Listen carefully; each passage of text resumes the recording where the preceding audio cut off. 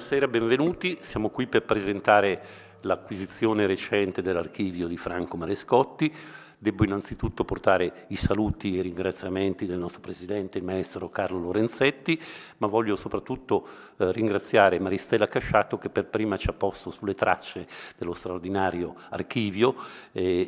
Poi anche voglio ringraziare Laura Bertolaccini che ha fatto in modo che l'operazione potesse avvenire con tutti i crismi della salvaguardia e dell'attenzione ai materiali che sono piuttosto consistenti. Si tratta di oltre 1500 disegni, di un centinaio di plastici, molti materiali di documentazione fotografica e alcune raccolte diciamo editoriali molto importanti di libri e di riviste. Ma soprattutto vanno ringraziati Sabina Zappalà, Gero De Benedittis ed Enzo Fazzino che si sono prodigati come curatori, diciamo, con grande attenzione all'eredità del maestro e veramente in maniera straordinaria hanno potuto mantenere e conservare non solo la memoria di Franco Marescotti ma anche i materiali stessi, affidandoli prima all'Università di Catania e poi attualmente facilitando l'operazione di trasferimento per realizzare questa donazione all'Accademia Nazionale di San Luca. Naturalmente c'è un precedente e è il motivo per cui abbiamo chiesto a Maristella Casciato di sobbarcarsi la fatica di presentare, sia pure parzialmente, la consistenza di questo materiale e di illuminarci sulla figura di Franco Marescotti, perché proprio Maristella Casciato, con l'encomio contributo di Officina Edizioni dei Coniugi Quinti, nei primi anni '80, mi pare nell'81, con Giorgio Ciucci aveva realizzato la prima monografia importante su questo autore e poi l'edizione anastatica del famoso di Otallevi Marescotti nell'84 mi pare, per cui ci sono tutti i motivi, i rapporti che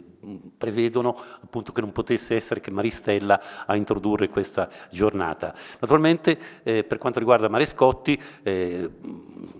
tutti riconosciamo che è stata una figura centrale, nasce nell'8, muore nel 91, è stato il suo percorso un percorso esemplare pur nella sua, diciamo,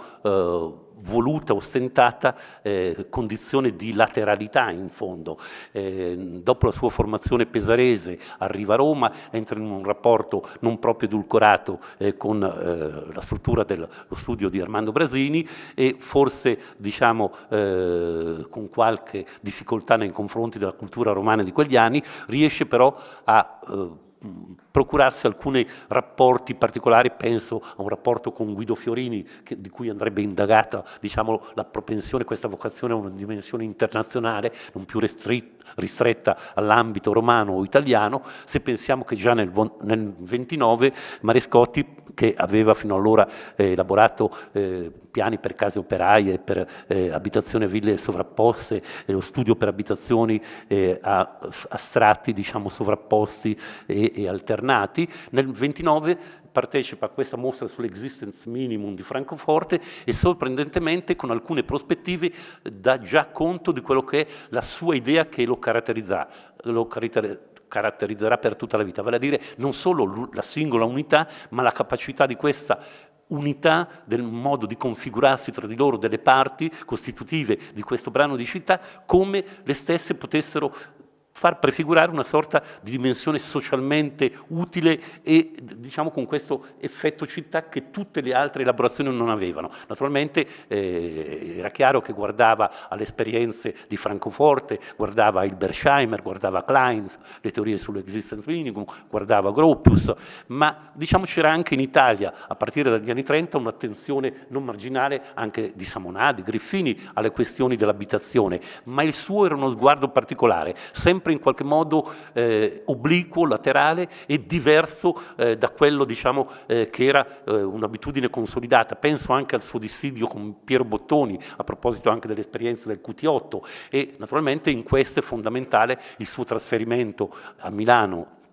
negli anni 30, penso anche al contributo che lui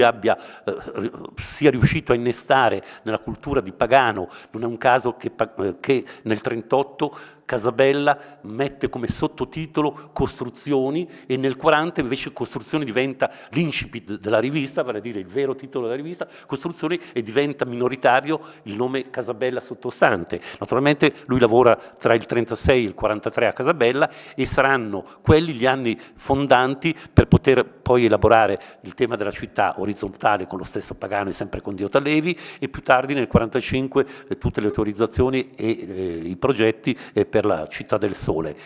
Tra il 48 e il 50 escono le mitiche schede del dio, di quelle che conoscevamo come studenti, il dio Tallevi Marescotti. Però è sorprendente come ci fosse una mitizzazione del dio Tallevi Marescotti e così poca incidenza se pensiamo quanto invece è stato importante e propulsivo e propositivo il manuale dell'architetto di Ridolfi, la squadra che aveva messo assieme con l'USIS, eccetera, con la stessa